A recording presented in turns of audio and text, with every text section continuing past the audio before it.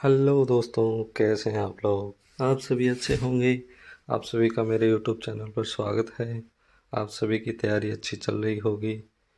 आज हम बात करेंगे गाय के महत्वपूर्ण जो बिंदु हैं, जो एक्स्ट्रा जो बिंदु हैं, जिसमें एनिमल अटेंडेंट के लिए मोस्ट इम्पॉर्टेंट पॉइंट है, जिसमें कैटल टर्मिनोलॉजी यानी गाय की जो शब्दावली है उसके बारे में हम आज बात करेंगे। तो चलो शुरू करते हैं। सबसे पहले हम टर्मिनोलॉजी में देखते हैं कि बारन या बायर। बारन या बायर का क्या अर्थ है।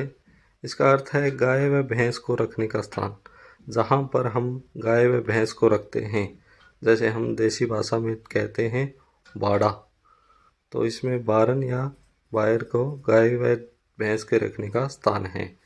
उसके बाद है बुल। बुल है वयस्क नर। गाय का जो वयस्क, गाय या भैंस का जो वयस्क नर है उसको बुल कहा जाता है। काऊ, गाय की वयस्क मादा को काऊ कहा जाता है। काफ, गाय का जो नवजात बच्चा है उसको काफ कहा जाता है। और बुल काफ, बुल काफ जो है गाय का जो जवान नर है।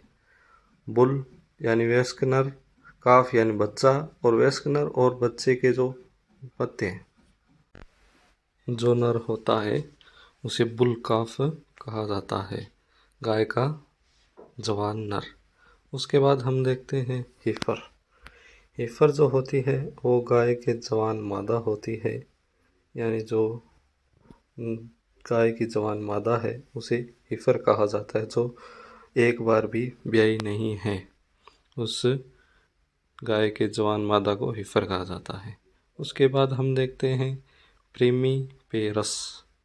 प्रीमी पेरस है वह मादा जिसने प्रथम बार बच्चा दिया हो, जो पहली बार गर्भित हुई हो और पहली ही बार बच्चा दिया हो, उस गाय को, उस मादा पशु को प्रीमी पेरस कहा जाता है। यानी जो मादा पशु जिसने प्रथम बार गर्भित होकर प्रथम बार बच्चा दिया हो, पहली बार बच्चा दिया हो, उसको हम प्रीमी पेरस कहते हैं। ये सभी जो है महत्वपूर्ण शब्दावली है गाय के बारे में, जो बहुत बार परीक्षा में पूछे गए हैं। इन सभी को आप अच्छी तरह से याद कर लेंगे, और ये सभी जो हैं परीक्षा की दृष्टि से बहुत ही महत्वपूर्ण बिंदु हैं, तो इसका विशेषतः ध्यान रखें। उसके बाद हम देखते हैं गाय की शब्दावली में बोविडी। बोविडी जो है वो गाय की फैमिली होती है। यानी जो, जैसे परीक्षा में पूछ ले कि गाय की फैमिली क्या है, तो उसमें हम देखते हैं कि बोविडी, बोविडी जो है गाय की फैमिली है। और बोस, बोस जो है गाय का वंश है, यानी जीनस, गाय का जीनस है वो बोस है। और विदेशी गाय का वैज्ञानिक नाम, विदेशी गाय का वैज्ञानिक नाम जो है बोस टोरस, और देसी गाय का वैज्ञानिक नाम जो है बोस इंडिकस। यानी दो तरह की गाय की नस्लें हैं, जिसमें विदेशी नस्ल और देसी नस्ल। जिसमें कि देसी नस्ल की जो गाय हैं उन सभी का जो वैज्ञानिक नाम है बोस इंडिकस रखा गया है, और जो विदेशी नस्ल की जो गाय हैं उसका वैज्ञानिक नाम बोस टोरस रखा गया है। इन दोनों में महत्वपूर्ण जो अंतर है वो है कुबड़। यानी विदेशी जो गाय है बोस टोरस है, उसकी जो पीठ है वो सीधी होती है, उसमें कुबड़ अनुपस्थित होता है। और जो बोस इंडिकस देसी गाय हैं उनमें गाय में कुबड़ पाया जाता है। उसके बाद हम देखते हैं काविंग, यानी काल्विंग पैन। यानी काविंग पैन जो है उसका क्या अर्थ है। काविंग पैन का अर्थ है जो गाभिन गाय है, जो गाभिन गाय है उसमें प्रसव के लिए आवास व्यवस्था, जो आवास व्यवस्था होती है, जिसके लिए जैसे कोई गाय गाभिन है उसको अलग से रखा जाता है जिस स्थान पर, उसको काविंग पैन कहते हैं। और उसके बाद है कलिंग। कलिंग का अर्थ है अवांछित पशु को समूह से अलग करना। उसके बाद हम देखते हैं अगला पॉइंट है बीफ। गाय का मांस को हम बीफ कहते हैं। और उसके बाद देखते हैं डॉकिंग। डॉकिंग, पूंछ काटने को या हटाने को डॉकिंग कहा जाता है। उसके बाद हम अगली टर्मिनोलॉजी यानी गाय की अगली शब्दावली में देखेंगे बुल लॉक स्टीर।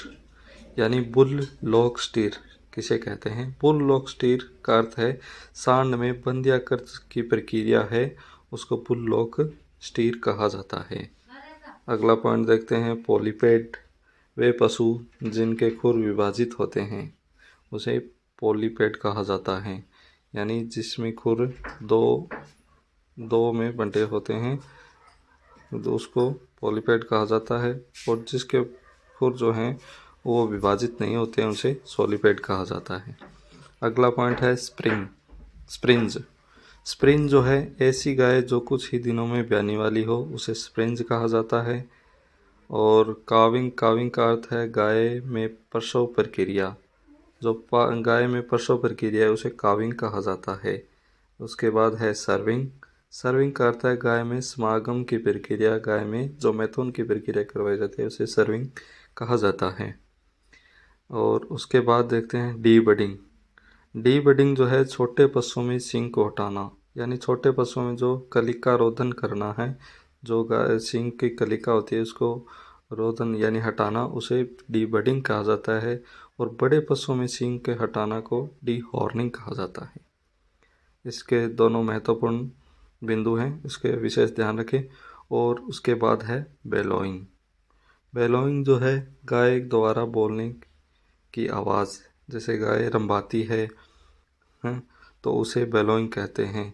जैसे मध्यकाल में आती है तो गाय रंभाती है, तो उस बोलने यानी आवाज़ करने को क्या कहते हैं? बेलोइंग कहा जाता है। ये सभी महत्वपूर्ण बिंदु हैं परीक्षा की दृष्टि से, तो इन सभी का हम विशेषतः ध्यान रखें। और आगे हम देखते हैं हर्ड किसे कहते हैं? हर्ड का अर्थ है गायों का समूह, यानी जो झुंड, गायों का जो झुंड होता है उसे हम हर्ड कहते हैं। और अगला पॉइंट देखते हैं, गाय में क्रोमोसोम कितने होते हैं? गाय में क्रोमोसोम की संख्या कितनी होती है?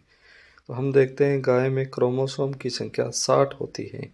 सभी पशुओं में अलग अलग होती है, तो हम आगे सभी पशुओं की देखेंगे। फिलहाल हम देखते हैं गाय में क्रोमोसोम की संख्या 60 होती है।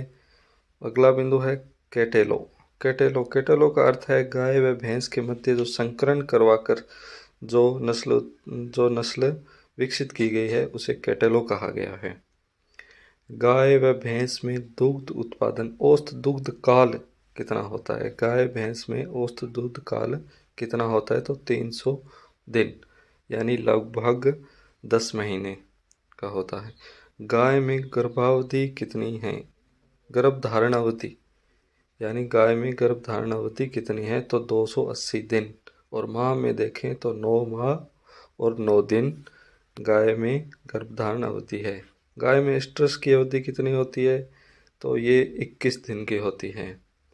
और गाय में कुल स्थायी दांत कितने होते हैं?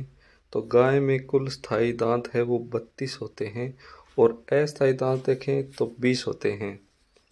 तो ये इसमें महत्वपूर्ण है, जैसे गाय में क्रोमोसोम की संख्या 60 है, और गाय व भैंस की जैसे औसत दुग्ध काल तो 300 दिन हो गए।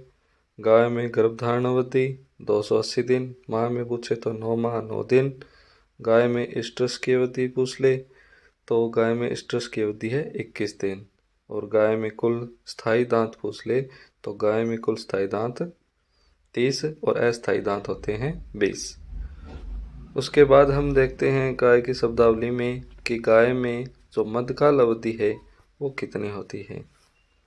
एक तो होता है स्ट्रेस अवधि जो होता है 21 दिन, एक होता है मध्यकाल की अवधि तो वो होती है 10 से 12 घंटे।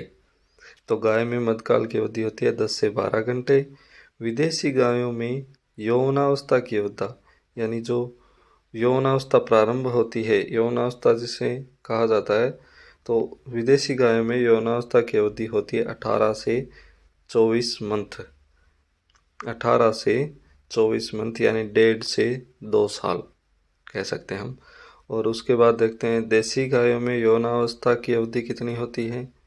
विदेशी में तो होती है 1.5 से 2 साल के मध्य, और देसी गायों में देखें तो 24 से 30 मंथ यानी 2 से 2.5 साल।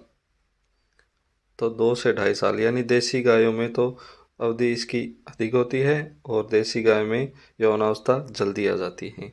उसके बाद हम देखते हैं गाय के बछड़े में बंध्याकरण की अवधि कितनी होती है। कि हम गाय के बछड़े में बंध्याकरण कर सकते हैं तो उसकी होती है 8 वीक यानी 2 मंथ। गाय में नाड़ी दर 40 से 50 होती है, गाय में श्वसन दर 20 से 25 होती है। गाय के शरीर का तापमान जो है 101 डिग्री फ़ारेनहाइट होता है, यानी गाय के जो शरीर का तापमान है वो 101 डिग्री फ़ारेनहाइट होता है। इसमें इम्पोर्टेंट जैसे गाय की नाड़ी दर है, श्वसन दर है, तापमान है, बंध्याकरण की अवधि है और मध्यकाल की अवधि है, यौनावस्था की अवधि है, देसी और विदेशी में। इन सभी को आप अच्छी तरह से याद कर लें, क्योंकि ये सभी जो हैं वो परीक्षा के दृष्टि से बहुत ही महत्वपूर्ण है, मोस्ट इम्पोर्टेंट पॉइंट है। आज की वीडियो में इतना ही, हम अगली वीडियो में फिर मिलेंगे। अगर आपको हमारी वीडियो अच्छी लगी हो तो लाइक एंड सब्सक्राइब ज़रूर करें। हम फिर मिलेंगे एक नई वीडियो के साथ, एक नए टॉपिक के साथ। तो तब तक के लिए जय श्री राम।